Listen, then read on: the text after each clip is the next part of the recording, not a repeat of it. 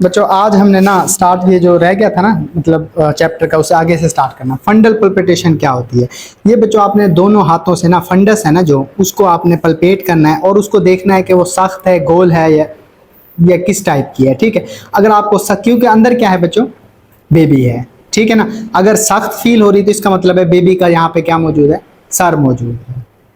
ठीक है, और अगर नरम या बेडोल है तो इसका मतलब है कि सर ऊपर है, बाकी कूल्हे वगैरह या कोई और चीज नीचे। इसका मतलब है कि बच्चे की पोजीशन क्या है, उल्टे है, यानी कि ब्रीच पोजीशन है। ठीक है, ये देखो बच्चे, ये जो अल्ट्रासाउंड वगैरह ना ये तो अब आए ना, पहले तो अल्ट्रासाउंड मौजूद नहीं थे। जो दाइयां होती थी ना वो हाथ से चेक करके ही क्या करती थी, बता देती थी कि बच्चे की पोजीशन कौन सी है। वही वाला तरीका ये बताया गया है कि आपने क्या करना है, उसके अपने दोनों हाथों से ना जो फंडस है ना बच्चे, उसको चेक करना है। ठीक है, तो आपको अगर हार्ड फील हो रहा तो इसका मतलब बेबी का यहाँ पे क्या मौजूद है, सारी। इसका मतलब है ठीक है पोजीशन। अगर हार्ड फील नहीं हो रहा, कोई और चीज फील हो रही तो इसका क्या मतलब है कि सर कहीं और जगह पे है, तो ये ब्रीच पोजीशन हो सकती है या मतलब शोल्डर पोजीशन हो सकती है या कोई भी और भी पोजीशन हो सकती है। ठीक है, फिर बच्चों उसके बाद आपने लैटरल पल्पिटेशन करनी है, पहलू का मुताला करना है। ठीक है, इसमें क्या है, बच्चे की पीठ को हम मालूम कर रहे होते हैं, क्योंकि हमें जो बच्चे की हार्ट रेट चाहिए ना वो कहाँ से मिलेगी, बच्चे की पीठ से मिलेगी। ठीक है, हमवार है, सख्त है, तो इसका मतलब है कि पीठ है। ठीक है, अगर नहीं है तो इसका मतलब है कि वो उस पोजीशन में नहीं है। ठीक है, फिर बच्चों पेल्विक पल्पिटेशन आ जाती है। इसमें क्या होता है, हम सर का मुआयना करते हैं। ठीक है, कितना बड़ा है, कितना अंदर है और कितना बाहर है। ठीक है, उसके बाद घुटने को थोड़ा सा मोड़ते हैं, अंदर सांस लेते हैं, तो उससे हमें उसकी पेल्विक का अच्छी तरह से एग्जामिनेशन का पता चल जाता है। ठीक है, फिर बच्चों इंगेजमेंट आ जाती है। इंगेजमेंट बेसिकली होती है बेबी का सबसे समझो कि चौड़ा हिस्सा जो शर्मगाह से अंदर गुजर जाता है, उसको हम क्या कहते हैं, इंगेजमेंट कहते हैं। ठीक है, और बेबी का सबसे चौड़ा हिस्सा बच्चों क्या होते हैं, उसके शोल्डर होते हैं। ठीक है, जब बेबी पास आउट हो रहा होता है ना तो बच्चे उसके सबसे बड़ा हिस्सा शोल्डर ही होते हैं, क्योंकि सार और बाकी चीजें क्या होती हैं, छोटी होती हैं। तो जो सबसे बड़ा हिस्सा है ना वो अगर अंदर से गुजर जाए तो इसका क्या मतलब है, इसको हम क्या कह रहे होते हैं, इंगेजमेंट कह रहे होते हैं। ठीक है, इसकी अलामात क्या है, ये तब होता है जब नॉर्मल डिलीवरी हो रही होती है। ठीक है, इसमें बच्चों क्या है, हिस्सा 2 से 3% ऊपर महसूस होता है तो इसका मतलब इंगेज है, आधे से ज़्यादा ऊपर है तो इसका मतलब इंगेज नहीं है। ठीक है, लेबर में इंगेज होना बहुत ज़्यादा ज़रूरी होता है। जो मदर्स होती हैं, ठीक है, उनमें ये होता है कि जो 36 से 37 वीक होता है ना बच्चों, उसमें अगर इंगेज नहीं हुआ तो इसका मतलब है कि नॉर्मल डिलीवरी पॉसिबल नहीं है। ठीक है, फिर बच्चों प्रेजेंटेशन आ जाती है कि बच्चे किस पोजीशन में है। अगर सर झुका है तो इसका मतलब है, सर पहले है तो इसका मतलब क्या है बच्चों, ये वर्टेक्स नॉर्मल पोजीशन है। ठीक है, अगर बच्चों कूल्हे पहले हैं तो इसका मतलब क्या है, ब्रीच पोजीशन है, यानी कि उल्ट पोजीशन है। अगर मुंह पहले तो इसको नॉन इंगेज कॉजेज, वो एक अलग टॉपिक आ जाएगा फिर। ठीक है, मैं वही कह रहा हूँ, इसमें वही हम आगे पढ़ेंगे ना, जब आप देखोगे ना कि वो उस पोजीशन में नहीं है। ठीक है, तो इसका मतलब है वो इंगेज नहीं हो रहा। पोजीशन भी एक रीजन हो सकती है। ठीक है, या मदर का जो पेल्विक है ना वो इस काबिल ही नहीं है कि वो बच्चे को क्या कर सके, इंगेज कर सके, तो ये भी बच्चों एक हो सकती है। ठीक है, उसके बाद मुंह अगर पहले तो ये फेस प्रेजेंटेशन है, और अगर माथा पहले तो इसे ब्रो प्रेजेंटेशन कहते हैं, कंधे पहले तो इसे शोल्डर प्रेजेंटेशन कहते हैं। ठीक है, जो चीज़ पहले होगी उसी हिसाब से उसकी पोजीशन हम बना पाएंगे। ठीक है, फिर बच्चों क्या है, अस्कल्टेशन है, दिल की धड़कन है। हमने क्या करना, स्टेथोस्कोप से या डॉपलर से, अल्ट्रासाउंड होता है ना डॉपलर, उसके जरिए भी हम बच्चे की पीठ पे रख के उसकी धड़कन को क्या कर सकते हैं, महसूस कर सकते हैं। ठीक है, धड़कन की जो नॉर्मल रेंज है ना वो बच्चों होगी 110 से लेके 160 तक। ठीक, 1 मिनट में।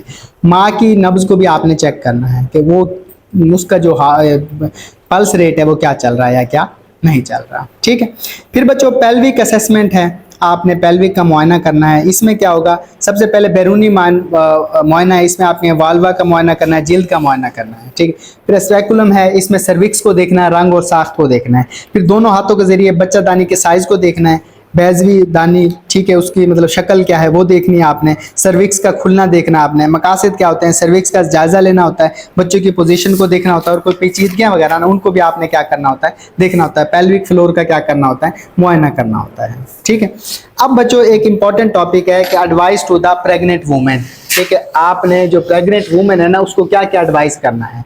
बेसिकली इसमें जो यानी कि इस चैप्टर का advice to the pregnant women.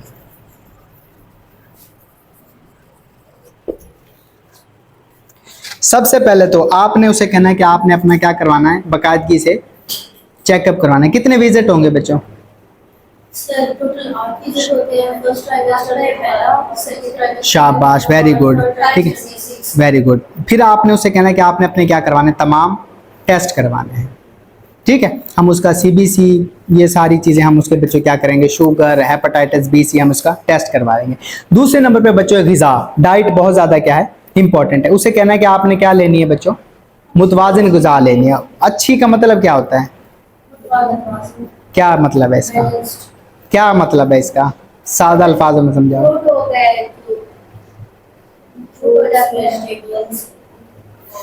बच्चों बैलेंस डाइट का मतलब होता है कि आपने प्रोटीन, कार्ब्स, फैट कितने कितने लेने हैं। हमारी जो डाइट है ना, ये बहुत ही जरूरी है। हमारी डाइट का है नहीं, आपने इनको बैलेंस रखना है। देखो बच्चे, हमारी डाइट में ना हम अपनी 70% जो जरूरियात है ना वो कार्ब से पूरी करते हैं, जबकि ऐसा नहीं होना चाहिए। हमें ज़्यादा प्रोटीन ऐड करनी चाहिए और फैट ऐड करनी चाहिए और कार्ब्स को थोड़ा रखना चाहिए, तब हम उस कहते हैं बैलेंस डाइट। उसमें आपके फ्रूट्स और यानी कि जो विटामिन मिनरल्स वगैरह भी इसमें क्या हो जाते हैं, शामिल हो जाते हैं। देखो बच्चे, अगर आप 3 रोटियां खा लोगे, साथ में ना आप प्रोटीन लोगे ना आप फैट लोगे, तो आपकी बॉडी में सिर्फ कार्ब्स जा रहे हैं। ज़्यादा कार्ब्स आपको के लिए और बच्चे के लिए क्या दे सकते हैं, नुकसानदेह साबित हो सकते हैं। बैलेंस डाइट का मतलब होता है कि आपने प्रोटीन, कार्ब्स, फैट्स और बाकी जो चीज़ें फाइबर वगैरह हैं, मिनरल्स वगैरह हैं, वो कितने लेने हैं, ठीक है। अब आपको पता है बच्चे के लिए फोलिक एसिड, आयरन, कैल्शियम, ये सारी चीज़ें क्या होती हैं, ज़रूरी होती है। तो हमने वो वाली डाइट उसको देनी है जिसमें ये चीज़ें क्या हों, शामिल हों, ठीक है। जैसे आयरन के लिए हम क्या देंगे उसको,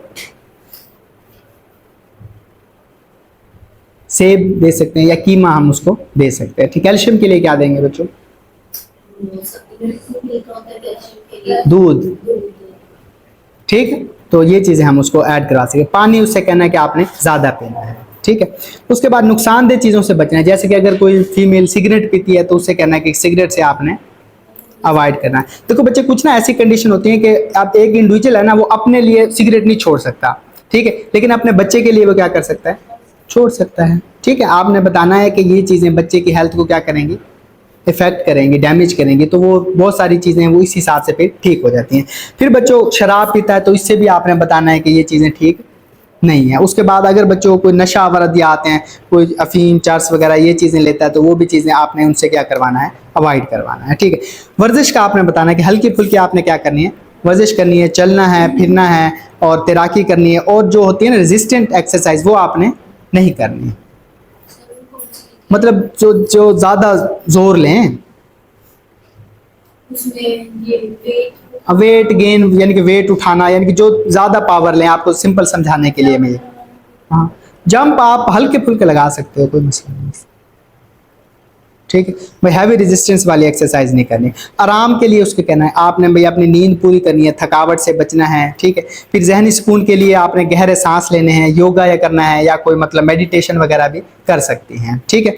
वज़न के लिए बच्चों, वज़न आहिस्ता आहिस्ता बढ़ने दें, डॉक्टर से मशवरा लें, सफाई का ख़ास ख्याल रखना है, खाना खाने से पहले, टॉयलेट के बाद हाथ धोने हैं। अद्वियात, कोई भी दवाई बच्चों आपने बगैर डॉक्टर की बताए नहीं लेनी, क्योंकि दवाइयाँ प्रेगनेंसी को और बच्चे को क्या कर सकती हैं, इफ़ेक्ट कर सकती हैं। तो इसलिए कोई भी दवाई बगैर डॉक्टर की मशवरे से आपने नहीं खानी, ठीक है। फोलिक एसिड और आयरन ज़रूरी है, ये आपने ड्यूरिंग प्रेगनेंसी लेते रहना है। बच्चे की हरकत को महसूस करना है।